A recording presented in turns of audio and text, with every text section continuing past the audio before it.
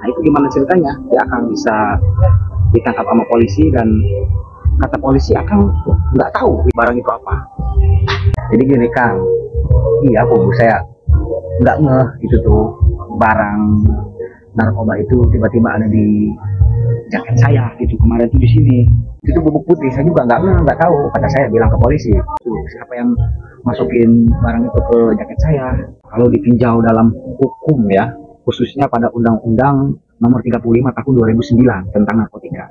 Jadi dinyatakan pada pasal 112 ayat 1. Jadi ketika seseorang melakukan pidana, itu harus terbukti dulu melakukan kesalahan.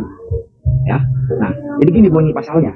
Setiap orang secara tanpa hak melawan hukum memiliki, menyimpan atau menguasai ya dan atau menyediakan narkotika golongan 1 yang bukan tanaman itu.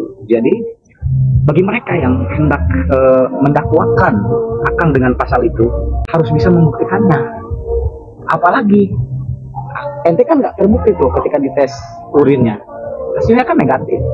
Ini semakin menguatkan bahwa akan tidak akan terbukti melakukan tindak pidana. Jadi kan lamun masalah itu berarti saya nggak bisa dipidana kan.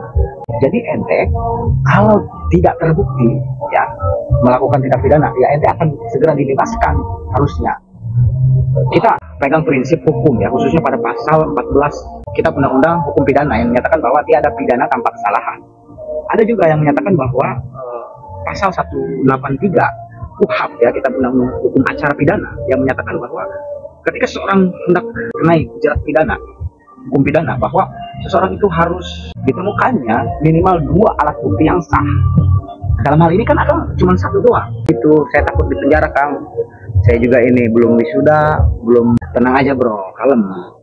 Nanti Akang nih akan bantu ente di nota pembelaannya. Kita akan fokus pada saksi-saksi yang kita hadirkan.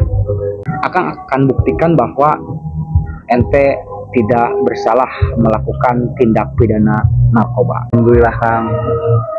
Jujur, hati abdi jadi lega ya konsultasi Kang Santri Lawyer ya. Bismillah Kang, kita akan berjuang bersama untuk mencari kebenaran dan menegakkan keadilan.